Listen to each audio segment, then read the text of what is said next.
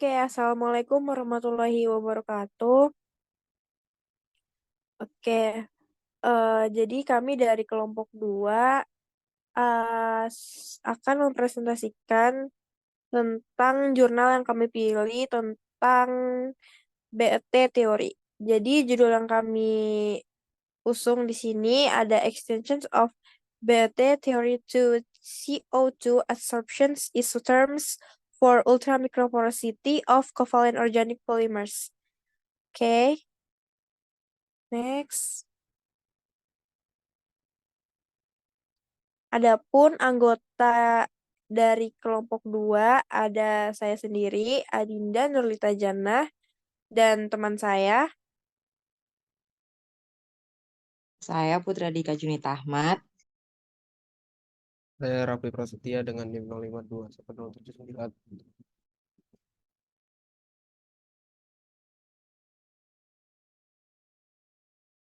Oke, ada pula daftar isi. Yang pertama ada dasar teorinya, prinsip kerja, tujuan analisa, aplikasi hasil analisa BET berdasarkan jurnal, dan kesimpulan.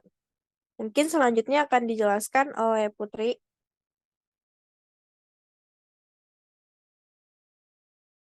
Oke, jadi dasar teori BET ini Brenner-Emmett-Taylor teori atau disingkat BET, yaitu suatu metode analisis untuk mengetahui luas permukaan spesifik, diameter pori, dan volume pori dari partikel. Teori BET ini umumnya digunakan untuk mengevaluasi data absorpsi gas dan memberikan hasil area permukaan spesifik yang dinyatakan dalam unit area per massa sampel. Next. Metode BET ini umumnya diterapkan untuk menghitung luas permukaan spesifik berdasarkan pengukuran isoterm adsorpsi. Isoterm adsorpsi merupakan hubungan kesetimbangan antara konsentrasi pada fase cair dan konsentrasi pada partikel adsorben pada suhu tertentu. Pada persamaan Langmuir, menggunakan pendekatan kinetika, yaitu di mana proses kesetimbangan terjadi pada saat kecepatan adsorpsi sama dengan desorpsi.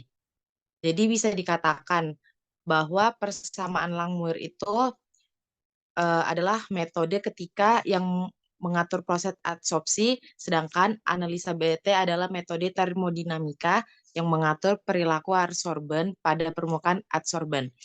Persamaan Langmuir digunakan dalam kasus kesetimbangan adsorpsi, sedangkan analisa BET digunakan dalam kasus termodinamika adsorpsi.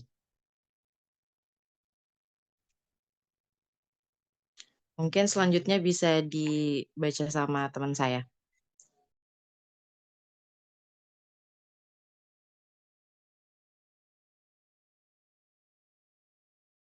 Oke, selanjutnya ada prinsip kerja BET.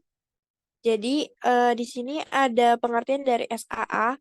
SAA atau Surface Area Analyzer merupakan salah satu instrumen dalam karakterisasi material.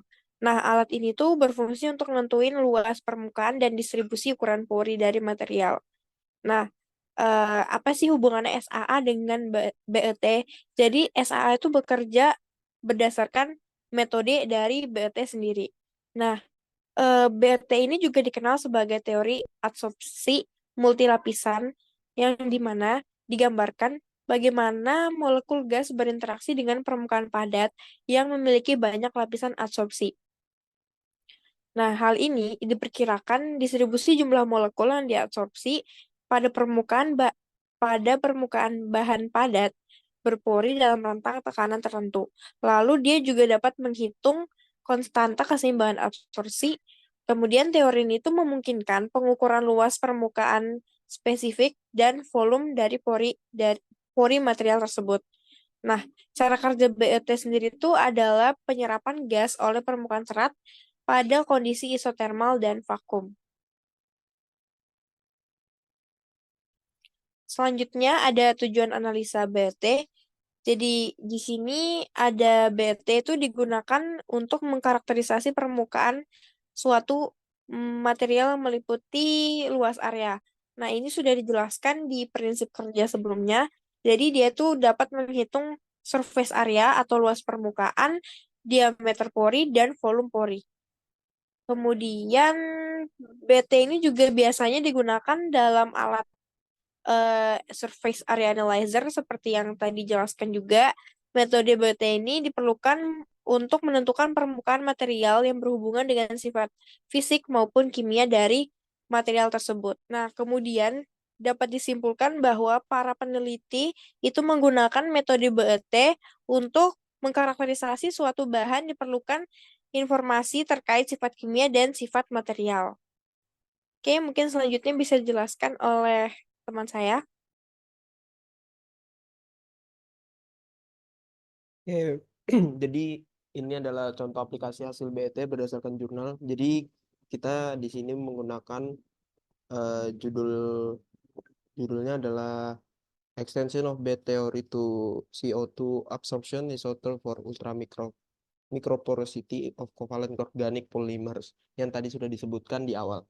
Jadi di jurnal ini membahas tentang pengaplikasian BET dengan unsur CO2 untuk menentukan luas permukaan ultramikropori. Karena seperti yang kita tahu, setiap unsur itu memiliki luas yang berbeda-beda. Jadi dari setiap unsur itu memiliki kemampuan untuk mengukur berapa sih luas permukaan yang dapat mereka masukin pada saat dilakukan uji BET.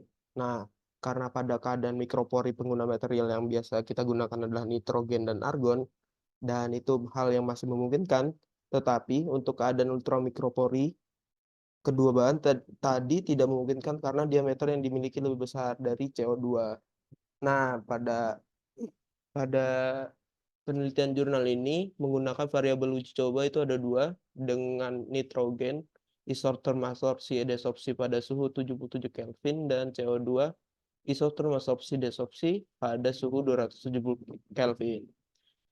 Hal ini menjadi langkah awal dalam mendeteksi adanya keberadaan ultramikropori pada mikropori suatu bahan material. Jadi kita pengen mendeteksi nih, kira-kira pada mikropori itu ada nggak sih lapisan terdalamnya lagi, yaitu ultramikropori. Nah, adapun persamaan yang digunakan sebagai pendukung dari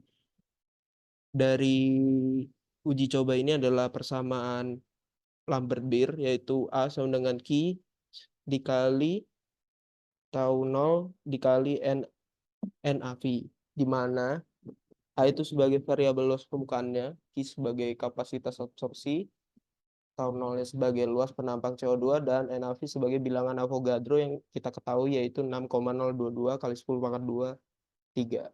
Gitu. Lanjut. Nah, dari hasil pengaplikasian BET tadi, kita dapat melihat ada dua grafik di samping kanan dan kiri. Di samping kanan, ada di atas dan bawah. Untuk CO2, dapat kita lihat grafiknya itu lebih ke arah landai, tapi tetap naik.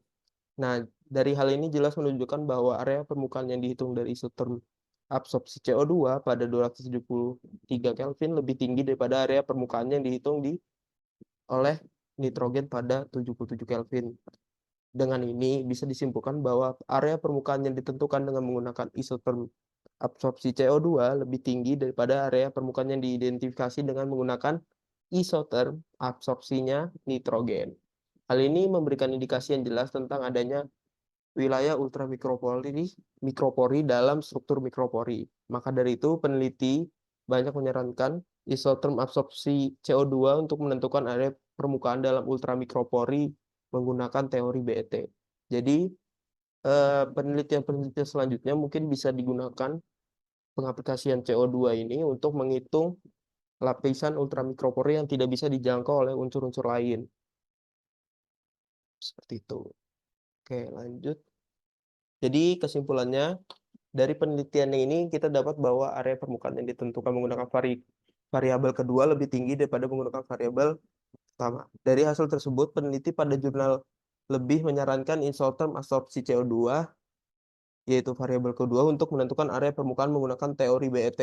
Teori BET atau Brunner, Emmet, and Taylor biasanya digunakan untuk mengevaluasi data absorpsi gas dan memberikan hasil area permukaan spesifik.